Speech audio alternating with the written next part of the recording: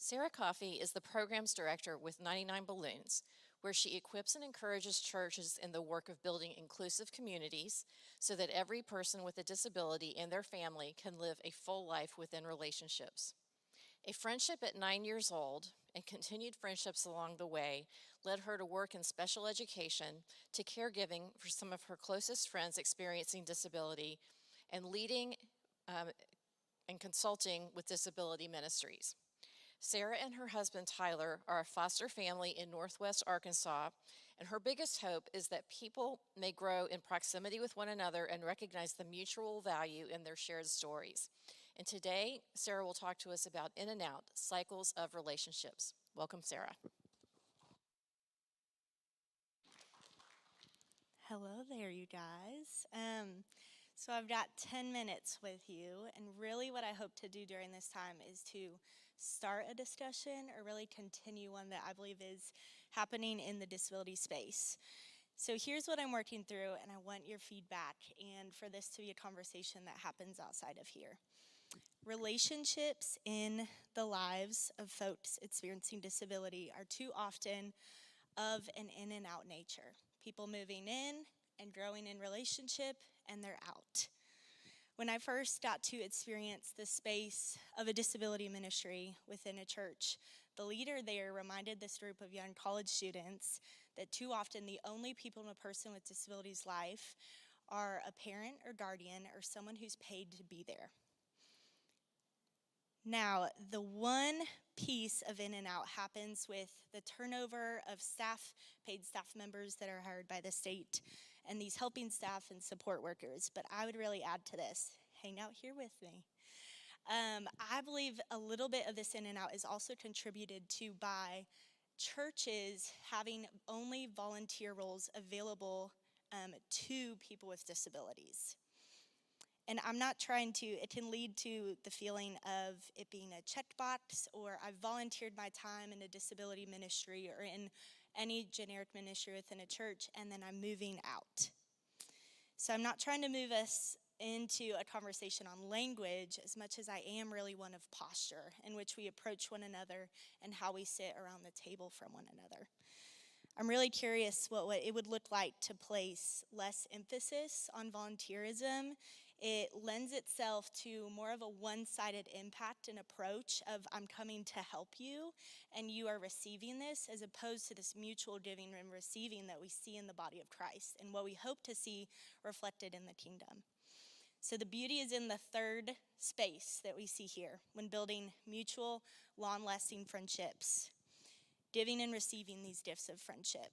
And when you hold the title friend instead of volunteer, it sits a little bit different with each of us. How many long-lasting friendships could really happen if we shifted our postures from just volunteering to real friendships that happen?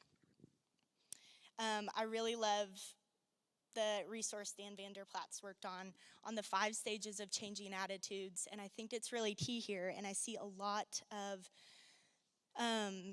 overlap in the care to friendship stages 3 and 4.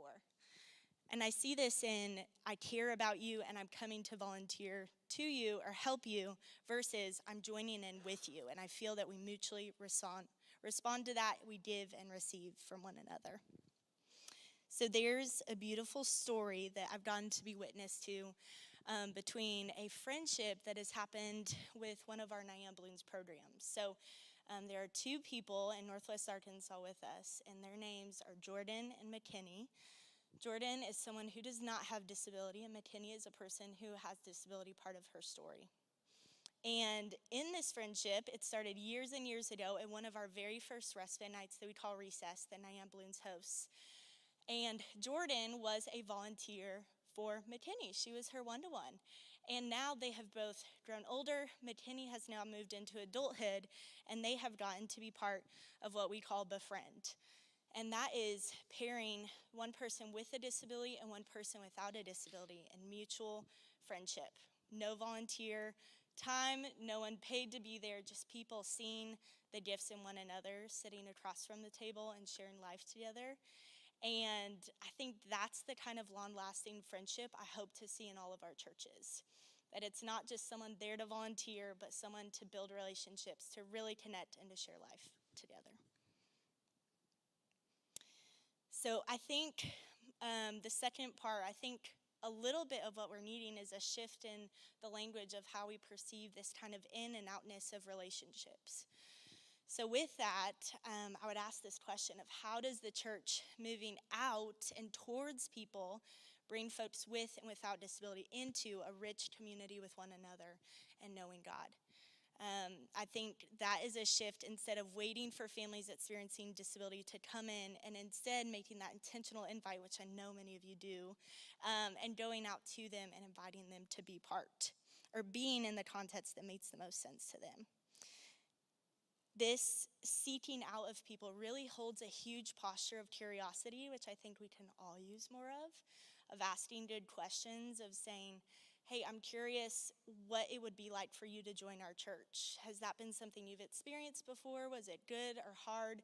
And we're taking that time to learn and to grow with one another and saying, hey, could you come sit with me at church? And that is a different kind of ask than one of just volunteering. So I have several friends experiencing disability who I believe have experienced a lot of this devaluation from society, and in turn that's led to a lot of this deep woundedness. You hear that word in the works of Dr. Wolfensberger, who talks about the woundedness that people who have been devalued in society, what they experience. And one of these things that he says they might experience is deeply wounded people can become very distrustful of relationships. And so the only way to do that, I think of that quote, someone's got to remind me who said it, but you can be wounded in community and you can be healed. So I'm really hopeful that this kind of just ongoing steadiness can move from relationships of unpredictability to ones of consistency to then ones that really build trust together. Someone not paid to be there, not giving volunteer hours, but someone there just to offer friendship and to receive yours. Short-lived relationships for friends with disability over and over can be really tiring. I talked to a lot of my friends who expressed that they're worn out. They're like, well, I have a new staff member each week. And my friend, Miss Patty, who's on that first image slide, would always say that. She said, well, another person's gone. And I'd say, Patty, what's going on? And she said, I don't know. But I really wish someone would just keep moving in friendship with a friend who has someone who has a different experience than them. So the third thought that I'm thinking of in this conversation to shift us just not from volunteerism, but really moving in towards mutual friendship is the idea of churches having models of ministry where people with disability are being known by more than just one staff member. Right now, our ministries are set up where there's maybe a disability pastor and they're the sole person, and I see a lot of weight that they carry of, I'm maintaining all the relationships instead of empowering people within their church to go into the community and know and be known by friends with disability. So a couple ways that this can happen tangibly, and it looks like your leadership being engaged in the story of disability, connecting each staff member to someone experiencing disability in your congregation, and them not just hearing stories of impact from you if you're in that role. Or if you have maybe a one-to-one ministry, consider, which is beautiful, consider having 2 or 3 people to rotate and take turns knowing the friend that they are paired with.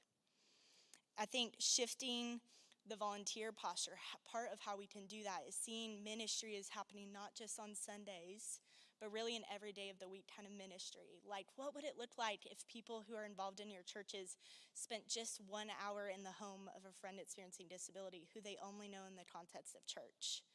What would it look like to spend 1 hour together outside at the park instead of just in this church building setting?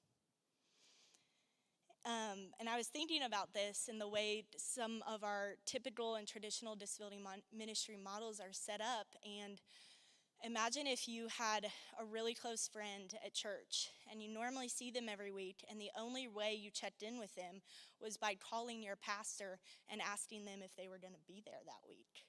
It's not how you would normally go about it. If it's really your friend, you would call them yourself and say, hey, are you going to be at church this week? I want to hang out with you. So shifting some of our one-to-one models of ministry from not just the disability pastor making the calls, planning the schedules, but empowering the people who know our kids, teens, and adults every week and reaching out to them, connecting with the families, connecting with them as individuals.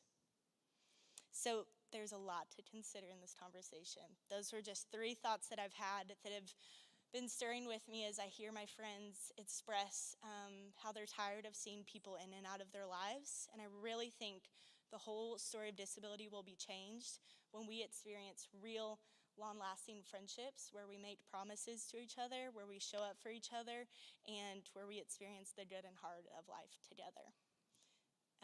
So let's keep the conversation going. If you have time before you leave tomorrow, I would love to talk, hear what ideas you have or anything that resonated with you, but really grateful for each one of you and for the part you play in connecting people in real mutual friendship. Thank you.